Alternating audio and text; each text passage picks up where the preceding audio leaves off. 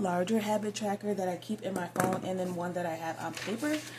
So I'm trying to figure out kind of what things affect others. So is it waking up earlier at 5:30 because I'm tracking that as well? Is that what sets me up for a better day? Do I get more steps in when I wake up at 5:30? So those are things that I'm tracking to see kind of how these things affect each other. Hi everybody, thanks for clicking on this video. If you don't know what a 12-week year, I would be happy to explain it to you. 12-week year is inspired by a book. It's called The 12-Week Year. It's a method where you plan your goals in a 12-week span instead of a 1 year, instead of something like a resolution. And the purpose of it is so that you stay on top of your goals. You check in every week to see how well you're doing. You habit track, and you develop ways each week to see how you can improve on those goals or what methods you're using to reach those goals. If you haven't seen that video, feel free to take a look. But my goals were to lose 10 pounds, to reach 6,000 subscribers on YouTube. Let's see, what were the other ones? Here are my 3 goals that I wanted to reach 6,000 subscribers, $1,000 saved towards our priorities, so our savings and my debt right now it is a credit card that I'm trying to pay off, and to lose 10 pounds. And then I have here the methods that I want to use to reach those goals. Each week I go in and I habit track to see what I've done each day towards those, for those specific things. And then at the end of the week I come in and I score it. I take a look on what days I did what, and my goal is to get an 85 each week. So what I've done here right now is to habit track these 5 things. So 7,000 steps a day, that's my first goal or habit that I'm tracking. No screen at 8 p.m. Sunday through Thursday. Using my planner 5 days a week at minimum. No dining out 5 days a week at minimum. And 60 ounces per day, and that is what I want to do daily for H2O. And $60 may seem low, but the point is to be realistic with your goals for you specifically. They don't have to be based on how anyone else lives their life. I like to set goals every 2 weeks, and this 12-week year is just those goals kind of elaborate on top of the main goals. So I did check my weight. I haven't lost any weight so far, but I am still on a journey for that. I did check off the days where I completed each of these habits, and then I wrote out how many steps I took each day. So let's start with the first goal. The steps I did starting on the 12th through the 18th, so this is week 2. I made it 4 days out of the 7, which is not good. I did a total of 47,079 steps. So 4 out of the 5, we're supposed to get 5. So that means I got an 80 on that. So that's supposed to be 5 days a week. 2 for the no screens. I did that 4 days. So that's also an 80.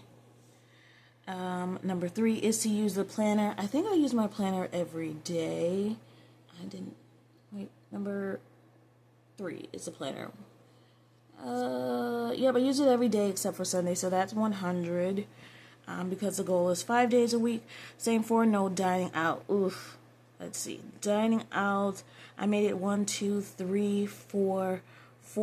days, not 5. So that's also an 80.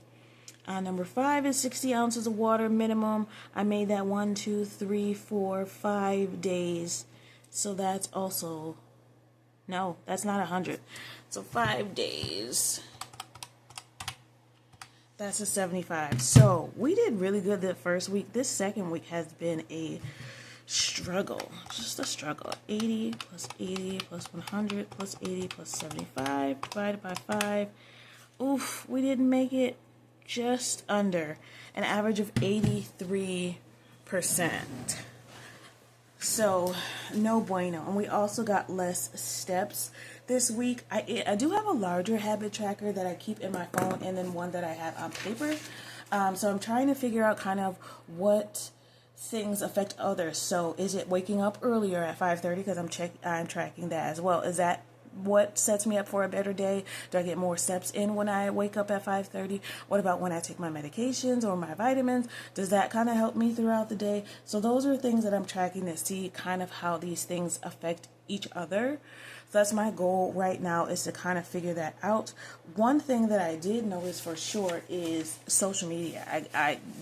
That is definitely what affected this week. Absolutely. I got back onto Instagram this past week. Yeah, no, I closed it yesterday. But I am tracking that now too, what days that I'm on social media. And social media, I don't know about for you guys, but for me, it definitely can throw me off. So that is one thing that I need to do. This week, one of my challenges, because I also do a challenge every 2 weeks, but this week's challenge is no true crime, because that can get distracting for me as well. Honestly, I usually just listen to that when I don't have anything else to do, or when I'm already doing something. So I don't think that affects me that much, but I do want to see if that affects my mood at all, because some people say that watching that too much can be bad for you, which it makes sense, but I don't know. I'm just going to see how it goes. That's why I do these challenges. I do have my big cup of water that I'm drinking. This is 40 ounces right here. And then I have a 20-ounce one at work. So at work, I definitely, when I'm in the office, I definitely drink more water. I do have times set up where I want to drink 20 ounces by 10, 20 ounces by 12, and 20 ounces by 2. I can keep up with that when I'm in the office. I don't know why. Maybe I'm talking more and I feel the need to drink more. I don't know. What do you guys think? Is there something to that? But another thing that I'm also going to do, so let's take a look at the wins, challenges, and improvements. So for the wins, I did have more no sweets days. So since I'm trying to lose weight, I'm trying to cut down on the candy and sugar that I eat. And I eat a lot. I didn't realize how much I did until I tried to do this. So this is why I recommend doing challenges. My challenges are usually to stop doing something, whereas my goals are to increase what I'm doing, if that makes sense. Did I just make that up? But it seems like that's what happens. I did make a content calendar, so I was able to do that throughout the end of the year. I did make one at the beginning of, or at the end of last year. I made one for this whole year, but things have changed, in some of the content that I filmed, so I wanted to update that, and I was able to do that. I did make a new day-to-day routine for days that I'm working in the office and what days that I want to work at home. My routines change based on whether I'm at home or whether I'm at work, as far as, when I'm able to do certain things throughout the house or different chores, or whether I'm able to walk on a treadmill. So I did write that out to try to do better with that. The challenges were, of course, I did less steps than I did last week. I need to set a time for my treadmill. So even when I'm working from home, and I use the treadmill, I need to start setting a time for when I want to do that. That way I can make sure I get enough steps that day. And I did buy that new desk, so that should help because I'm able to work while I walk.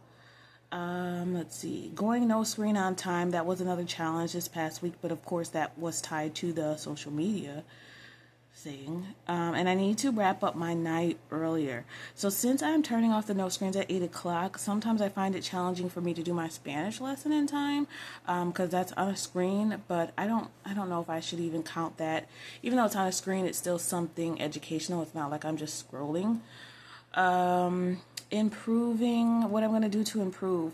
I am going to purchase some meals for our lazy days so that I'm not tempted to dine out. If I know I have something at home that I can just throw in the oven or throw in a one pan, then I'm less likely to feel like I need to order something or go get takeout. Take my meds and vitamins on time. I was slacking on that, but I'm doing better this week. So these are all reflecting from last week. Put in an improvement list on next week's schedule. So what I did already is I wrote out the things that I want to improve on a sticky note. That way in my planner, I can put it on the week that I'm in and keep those things in mind. And I'll do this each week if I, find myself struggling with different things. This is just a reminder for me each week that, okay, there's other things that you want to focus on and improve because you didn't do so good last week. Or even if things worked, those I'll put on here as well. So this is helping because I'm looking at it every time I open my planner. I'm looking at, those things that that I need to focus on. All right, that's pretty much it for me today. I hope you guys enjoyed the video. I hope you guys are setting your own goals. They don't have to be, there doesn't have to be many. You could just focus on one. Like if you want to lose weight, maybe you just focus on that goal and write down the things that would help you to get there. So I have been doing really good at my ab exercises. I've been doing that. I've been really good at getting on the treadmill. Just some days I just don't get to it, so I have to figure out when I can fit that in. Maybe even at night after I go no screen, or while I'm editing videos I can do the treadmill. But this is the only way for me, I feel like, to reach and stay interested in my goals. If you don't know, or you're not new here, or whatever, you know what I mean. If you don't know, I do have ADHD, so this actually, it seems like it would be hard to do, but because it's so interesting and so intricate, for me to have to look back at it every day, it keeps me interested in it, and it's kind of cool to see. I like to experiment different things, so it's kind of cool to see what works and what doesn't each week, and how that could change other things for me, because goals and budget and all those things kind of really, it is a slippery slope in a good way. They kind of all tie together. When you start getting one area of your life together, you start getting other things together, and this is anybody will tell you that sets goals, that they kind of all align with each other. The same thing the other way. If you start doing bad things in one area of your life, it will trickle down to others. So stay on top of your goals and plan. And we all have things that we want to do, and a lot of us just say we're going to do it, and we don't make a plan to really reach those goals, and it's not going to work if you don't do that. All right, but that's it for me today. I appreciate it. I want you to always remember, it is about progress and not about perfection. Thanks for watching. Bye.